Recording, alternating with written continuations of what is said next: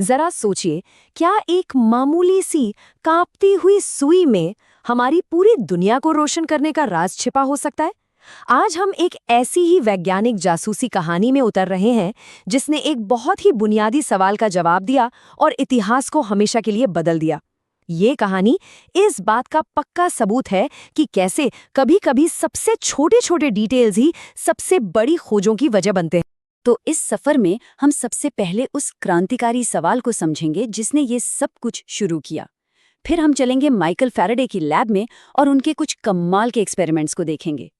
इसके बाद हम प्रेरण के उस नियम को समझेंगे जो इन प्रयोगों से निकला और देखेंगे कि कैसे मोशन से पावर बनाने के एक आइडिया ने हमारी दुनिया ही बदल दी। और आखिर में हम कुछ ऐसी अनदेखी रहस्यमयी करंट्स की भी पड़ताल करेंगे जो हमारे चारों तरफ काम कर रही हैं। चलिए थोड़ा समय में पीछे चलते हैं।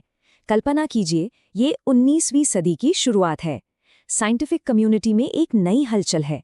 ये तो साबित हो चुका था कि बिजली और चुंबकत्व यानी इलेक्ट्रिसिटी और मैग्नेटिज्म एक ही सिक्के के दो पहलू हैं। लेकिन एक बहुत बड़ा अनसुलझा सवाल अभी भी हवा में तैर रहा था।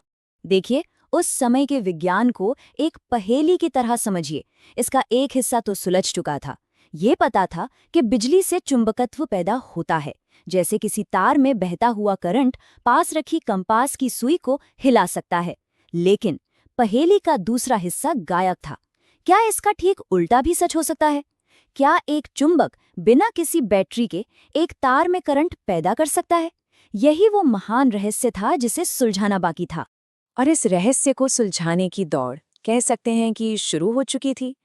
दो जबरदस्त दिमाग जो एक दूसरे को जानते भी नहीं थे, अलग अलग महाद्वीपों पर एक ही पहेली पर काम कर रहे थे। इंग्लैंड में थे माइकल फैराडे और अटलांटिक के उस पार अमेरिका में थे जोसेफ हेनरी।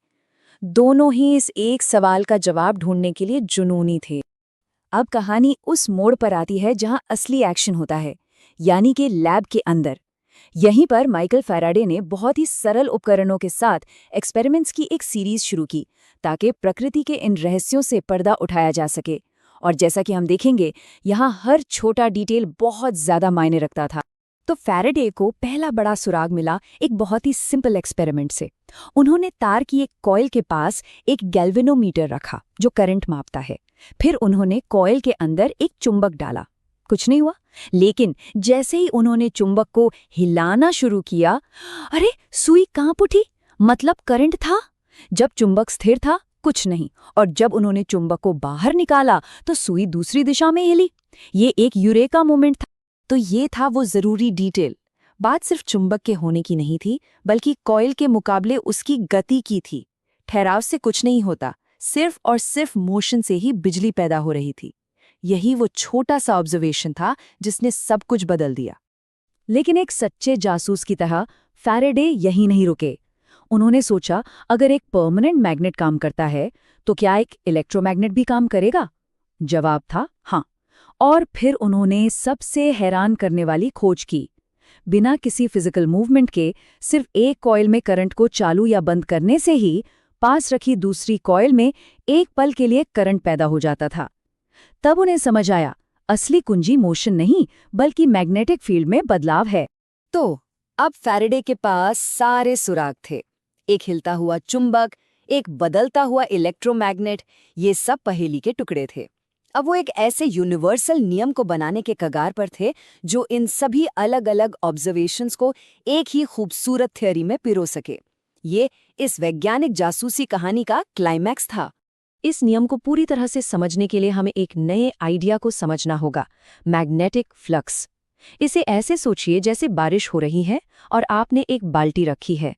तो फ्लक्स बस ये है कि बाल्टी के मुंह से कितनी बारिश की बूंदें गुजर रही हैं। अब आप फ्लक्स कैसे बदल सकते हैं? या तो बारिश तेज कर दें, यानी मैग्नेटिक फील्ड को मजबूत कर दें, या बाल्टी का मुंह बड़ा कर दें, यानी एरिया बढ़ा दें, या फिर बाल्टी को तिरछा कर दें, यानी एंगल बदल दें। और यहीं पर सारी चीजें एक साथ जुड़ जाती हैं। फैराडे का प्रेरण का नियम, ये एक सरल लेकिन बेहद शक्तिशाली समीकरण है।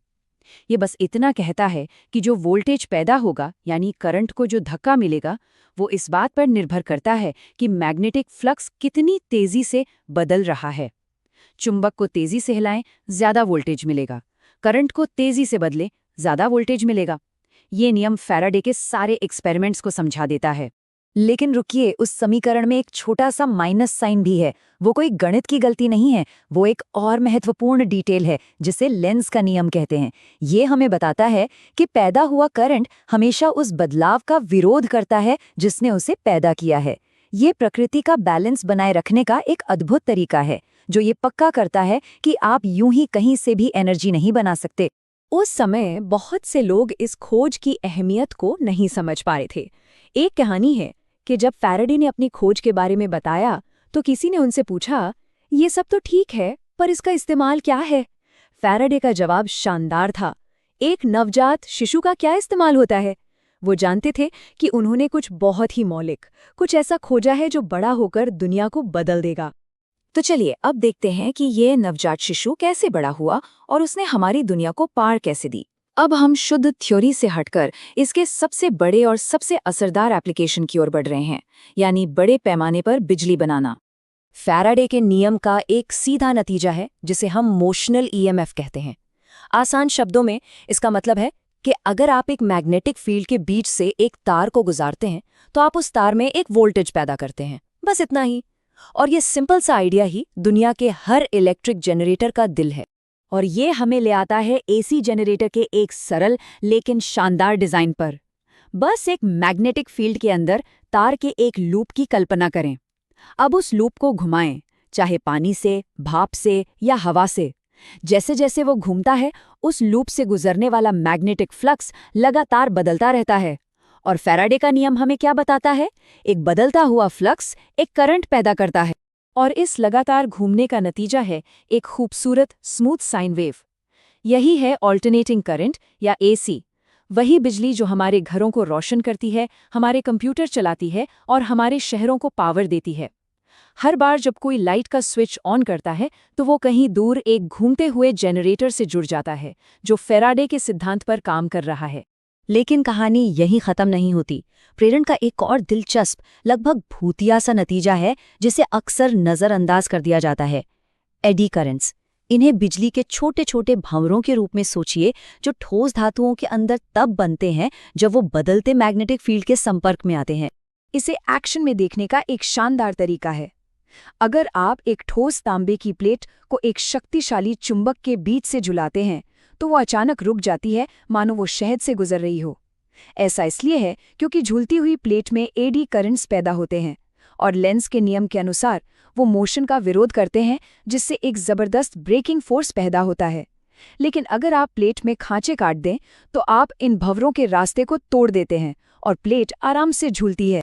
और यही विज्ञान की खूबसूरती दिखती है। जो पहले एक अजीब सा असर लग रहा था, वो एक अविश्वसनीय रूप से उपयोगी इंजीनियरिंग टूल बन गया। आज एडी करंट्स का इस्तेमाल हाई स्पीड ट्रेनों में स्मूथ ब्रेक्स के लिए, सेंसिटिव साइंटिफिक इंस्ट्रूमेंट्स में वाइब्रेशन रोकने के लिए और यहाँ तक कि इंडक्शन भट्टियों में धातुओं को पिघलाने के लिए भी किया जाता है। तो हमने कहाँ से शुरू किया था? एक कांपती हुई सुई से। और हम कहाँ पहुँचे?